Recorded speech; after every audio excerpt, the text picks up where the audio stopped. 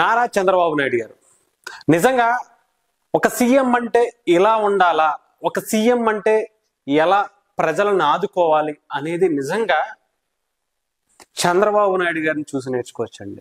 ఆయన ఏంటండి అసలు 75 సంవత్సరాలకు పైబడినటువంటి ఆయన ఏజ్ను కూడా గుర్తు పెట్టుకోకుండా ఆయన అసలు ఎంత యువకుడులాగా అసలు పరుగులు పెట్టేస్తున్నారు, లారీలు ఎక్కేస్తున్నారు, క్రొక్లైన్లు ఎక్కేస్తున్నారు, గోళ్ల దూకేస్తున్నారు, అసలు వరదల్లో బోట్లపై వెళ్ళిపోతున్నారు. ఎవరు భయపడినా అంటే ఆ పక్కన ఉన్నటువంటి ఆయన స్టాఫ్ భయపడినా కూడా ఆయన మాత్రం ఎక్కడ భయపడలేదు సార్. నిజంగా సార్ చంద్రబాబు నాయుడు గారు నిజంగా ఈ సిచ్యువేషన్ చూడండి. ఏదో ఒకసారి అక్కడ బ్రిడ్జ్ పై నుండి అక్కడ పరిశీలిద్దామని వెళ్తే సడన్ గా ట్రైన్ వచ్చేసింది. అసలు 75 సంవత్సరాల ఈ వయసులో ఆయన చేయకూడనటువంటి పనులు, వెళ్ళకూడనటువంటి ప్లేసులు, ఆయన అసలు ఎక్కడా భయపడకుండా ఎటువంటి జంకు బంకు లేకుండా అలా వెళ్ళిపోతున్నారు ఆయన. నిజంగా అసలు చూసారా అసలు ఎంత జాగ్రత్తగా ఉన్న వాళ్ళ సెక్యూరిటీ వద్దన్నా కూడా లేదు, నేను వెళ్ళి చూస్తాను, ఏం కాదు, పక్కన నేను వెళ్ళిపోతాను, ఏం ఇబ్బంది లేదు, భయపడద్దు, రండి అని చెప్పి ఇంకా ఆయన ధైర్యం చెప్పి తీసుకువెళ్తున్నారంట. నిజంగా సార్ చంద్రబాబు నాయుడు గారు, నేను మిమ్మల్ని 2014 ఎలక్షన్స్ అప్పుడు కూడా కృష్ణా జిల్లాలో మీరు కరెక్ట్ గా ఎంటర్ అయ్యేటప్పుడు, కంప్లీట్ గా కృష్ణా జిల్లాకి ఎంటర్ అయ్యేటప్పుడు అప్పట్లో నేను మీడియాలో చేసినప్పుడు మీ ముందు వరద అప్పుడు కూడా ఏదో చిన్న తుఫాన్ లాంటివి వస్తే ఆ పాదయాత్రలో మీరు చేసుకుంటూ వచ్చి ఆ పంటని పరిశీలించేటప్పుడు కూడా బురదలో దిగిపోయేవారు. మీ ఎదురుగుండా మేము పరిగెట్టడానికి కెమెరాలతో ఫోటోలు వీడియోలు తీయడానికి కూడా చాలా మాకే భయం వేస్తున్నా కానీ మీరు అలా దిగిపోయేవారు.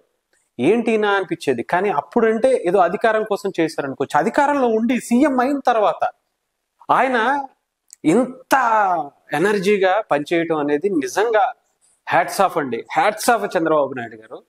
అసలు మీరు ఈ వరదలో చూపించినటువంటి చొరవ అంతా ఇంత కాదు సార్. నిజంగా చంద్రబాబు నాయుడు గారు లాంటి వ్యక్తి, విజనరీ ఉన్న వ్యక్తి, అంత సీనియారిటీ ఉన్న వ్యక్తి ఈ రోజు ఆంధ్రప్రదేశ్కి సీఎం కాకపోయి ఉండుంటే నిజంగా పవన్ కళ్యాణ్ గారు ఏ రోజైతే ఆయన ఎక్స్పీరియన్స్ కావాలి, ఆయన ఆలోచనలు కావాలి, ఆయన ఎక్స్పీరియన్స్ అంతా కూడా ఆంధ్రప్రదేశ్కి ఇప్పుడున్న పరిస్థితి కావాలి అంటే నిజంగా ఏమో అనుకున్నాను. కానీ నిజంగా ఇప్పుడున్న ఈ విజయవాడ ఈ ఫ్లడ్స్ కి, ఈ వరదకి మీలాంటి వ్యక్తి కాకుండా వేరే ఎవరైనా సరే ఉండుంటే మాత్రం నిజంగా ఇంత త్వరగా విజయవాడ ప్రాంతాన్ని, ఇక్కడ ప్రజల్ని రక్షించే వాళ్ళు మాత్రం కాదు సార్.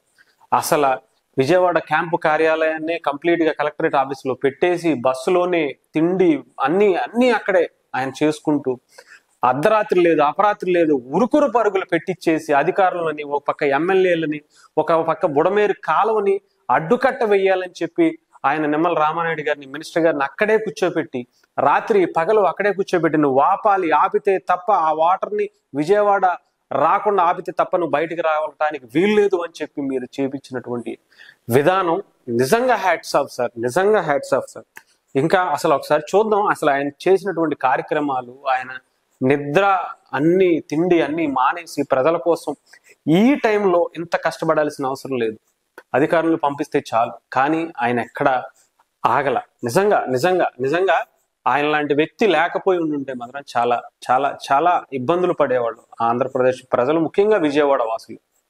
అంటే చంద్రబాబు నాయుడు గారు ఎంత ఫాస్ట్ గా ఒక పక్క వరద తగ్గగానే అక్కడ ఉన్నటువంటి పరిస్థితులు ఏంటి, క్లీనింగ్, శానిటైజేషన్, వచ్చే దోమలు కానీ ఇంకొకటి కానీ ఆ ఇళ్లల్లోకి ట్యాంకర్లను పంపించి, ఫైర్ ఇంజిన్లు పంపించి రాష్ట్రంలో ఉన్నటువంటి ఫైర్ ఇంజిన్లన్నీ తీసుకొచ్చి, అంతేకాకుండా రాష్ట్రంలో ఉన్నటువంటి అనేక వాటర్ ట్యాంక్ కి సంబంధించినటువంటి సంస్థల్ని, ఎన్జిఓస్ని వాళ్ళని ముందుగా మాట్లాడి విజయవాడ తీసుకొచ్చి ఇళ్లని, షాప్స్ని అన్ని కూడా వాళ్ళతో క్లీన్ చేపించి శానిటైజేషన్స్ చేసి డెటాయిల్స్ తో కానీ ఇంకొక ఏదైనా అక్కడ కెమికల్స్ తో క్లీన్ చేపించేసి శుభ్రం చేసి వాళ్ళ ఇళ్లని స్వచ్ఛంగా వాళ్ళకి అప్పచెప్తున్నారు. అంతేకాకుండా అక్కడ పనిచేయ ఏదన్నా టీవీలు కానీ ఫ్రిడ్జ్లు కానీ పాడైపోతే వాటిని ఎలా రీసైకిల్ చేయాలి, బ్యాంకులతో, ఇన్సూరెన్స్ కంపెనీలతో మాట్లాడి, బైకులు పాడైపోతే ఇన్సూరెన్స్లతో కానీ బ్యాంకులతో కానీ మాట్లాడి త్వరితగతిన వాళ్ళకి ఆ ఇన్సూరెన్స్ కానీ ఇంకొక విధంగా ఆదుకునే విధంగా. అంతేకాకుండా పవన్ కళ్యాణ్ గారు లాంటి అద్భుతమైనటువంటి వ్యక్తి ఈసారి ఆంధ్రప్రదేశ్ ఉప ముఖ్యమంత్రిగా ఉండటం అనేది నిజంగా ఆంధ్రప్రదేశ్ ప్రజలు చేసుకున్నటువంటి అదృష్టంగా చెప్పుకోవాలి. ఆయన లాంటి వ్యక్తి 6 కోట్ల రూపాయల విరాళాన్ని ఆయన స్థాయికి మించి, ఆయన దగ్గర డబ్బులు ఉండవు, మనందరికీ తెలుసు. ఆయన వచ్చింది వచ్చినట్టు ఇవ్వటం తప్ప తెలియనటువంటి వ్యక్తి, దాచుకోవటం దోచుకోవటం రానటువంటి వ్యక్తి. అసలు జగన్మోహన్ రెడ్డి గారి దగ్గర కొన్ని లక్షల కోట్లు ఉంటే దాంట్లో 10% కూడా లేని చంద్రబాబు నాయుడు, మన పవన్ కళ్యాణ్ గారు, అసలు ఆయన 6 కోట్ల రూపాయల విరాళం ఇస్తే, జగన్మోహన్ రెడ్డి గారేమో ఒక పక్క ₹1 కోటి విరాళం ఇస్తున్నాను అని చెప్పి దాంట్లో ఒక మెలికి పెట్టి మా వాళ్ళ ద్వారానే నేను అవన్నీ కూడా ఇస్తా అంటే ₹10 ప్యాకెట్ని ₹100 పెట్టి కొన్నామని చూపించుకోవచ్చు. ఆయన వాళ్ళు చేసినవి ఇవన్నీ, నేను చెప్పినవి కాదు, వాళ్ళు చేశారు ఆల్రెడీ. ఒక ఎగ్ పఫ్లకే ఇష్టం వచ్చినట్టు ప్రభుత్వ సొమ్మును తిన్న వ్యక్తి, అసలు జనాల సొమ్మును తిన్నటువంటి వ్యక్తి, ఒక బాత్రూమ్ వెళ్ళడానికి టబ్బు కోసమే ఒక 30 లక్షలు ఖర్చు పెట్టిన ప్రజల సొమ్ము రక్తాన్ని పీల్చి తిన్నటువంటి జగన్మోహన్ రెడ్డి గారు ₹1 కోటి ఇస్తారని అనుకోవడం కూడా అసలు మన కర్మ. ఇలాంటి వ్యక్తుల్ని, ఇలాంటి ఆలోచనలు కూడా రాకూడదు అలాంటి వ్యక్తుల దగ్గర నుంచి. ఆయన ఇచ్చాడు అనుకుని చాలా మంది సంబరపై సంకలు గుద్దుకున్నారు, వాళ్ళు కూడా, వాళ్ళు పేటీఎం బ్యాచ్ కూడా. మళ్ళీ ఆయన చెప్పిన మెలికి పెట్టినటువంటి ఆ బొత్స గారు ఇచ్చారు క్లారిటీ, దానికి మొత్తం అంతా సలబడ్డారు. నిజంగా శానిటైజేషన్స్ కావచ్చు, అనేక మందికి నిత్యావసర వస్తువులు 1 నెల రోజుల పాటు వాళ్ళకి కూర్చుని హ్యాపీ అంటే ఇబ్బంది పడ్డారు. దానికి ఏం చెయ్యాలి, వాళ్ళని ఏ రకంగా మనం ఆదుకోవాలి, ఏ రకంగా మనం వాళ్ళకి ఇస్తే బాగుంటుంది అని చెప్పి ఆయన చేసిన కార్యక్రమాలు నిజంగా నా భవిష్యత్ అనే టైపులో ఉంటుంది. అసలు ఆ ఏరియాలో పర్యటించడం చూడండి చంద్రబాబు నాయుడు గారిని. అసలు ఆయన ఏజ్కి, ఆయనకున్న స్థాయికి, ఆయనకున్న ఎక్స్పీరియన్స్కి నిజంగా ఆయన వెళ్ళాల్సిన అవసరం లేదు. ఎక్కడెక్కడ ఏముందో ఆయన మానిటరింగ్ చేసుకుంటూ ఒక చోట కూర్చుని చెయ్యొచ్చు. కానీ నేను ఉంటేనే పని జరుగుతుంది, నేను వెళ్ళాలి, చూడాలి, అక్కడ ఏం జరుగుతుందో తెలుసుకోవాలి, వెంటనే పని చేయించాలి.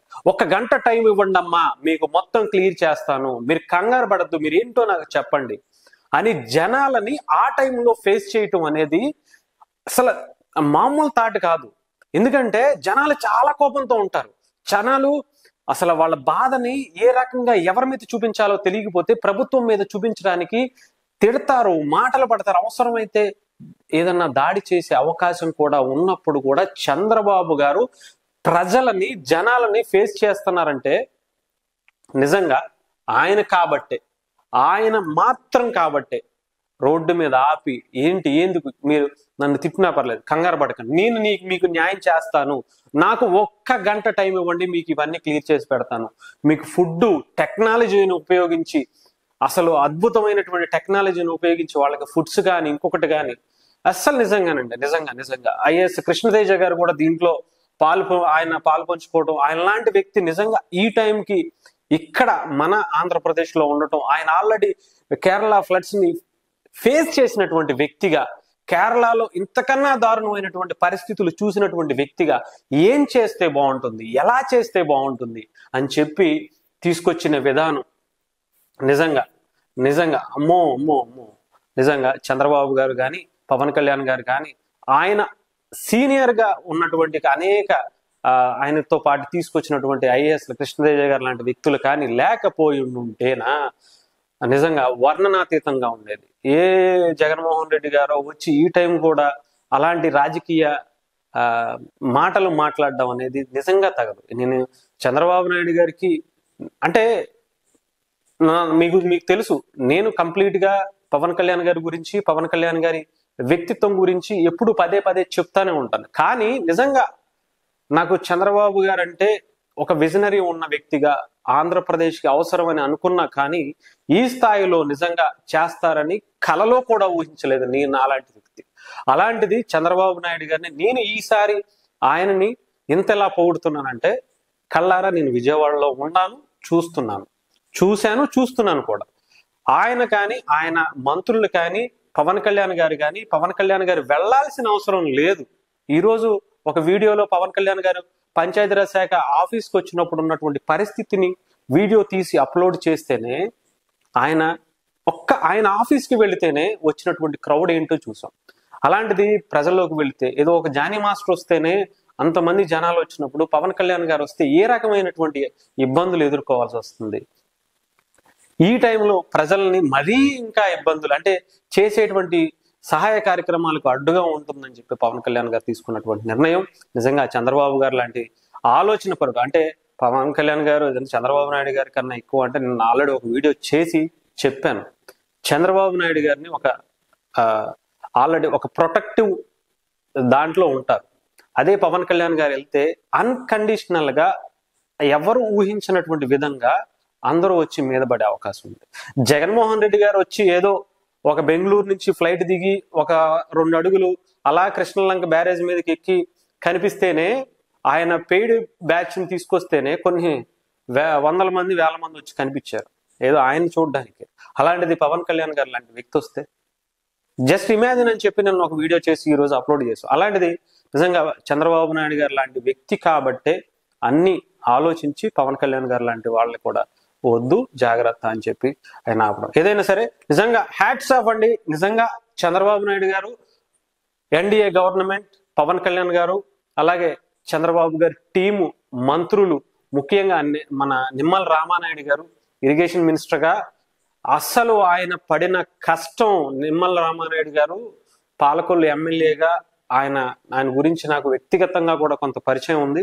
నిజంగా ఆయన లాంటి వ్యక్తి ఈరోజు ఎంత అంటే అసలు పని రాక్షసుడిలాగా పనిచేయటం అన్నది విన్నాను తప్ప, ఈసారి ఈ ఎలక్షన్స్ లో వాళ్ళని గెలిపించుకున్న తర్వాత వాళ్ళ పనితీరుని చూశానండి. అది కూడా ఇలాంటి వరదల్లో వాళ్ళని కంటి మీద కునుకు లేకుండా అర్ధరాత్రి పూట అలా గొడుగు వేసుకుని అలా నుంచున్నారు సార్ ఆయన. అలాంటి వ్యక్తులు నిమ్మల రామానాయుడు గారు. హ్యాట్స్ ఆఫ్ సార్ మీ అందరికీ కూడా. ఇంత విపత్తుని మీరు ఆపి అడ్డుకుని ప్రజల్ని కాపాడుతూ